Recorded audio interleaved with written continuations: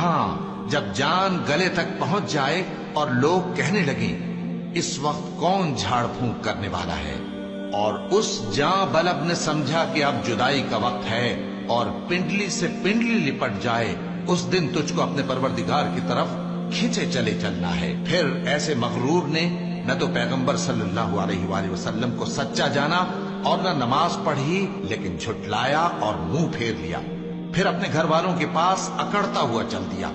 خرابی ہے تیری، خرابی پر خرابی ہے، پھر خرابی ہے تیری، خرابی پر خرابی ہے۔ کیا انسان یہ خیال کرتا ہے کہ اسے یوں ہی چھوڑ دیا جائے گا؟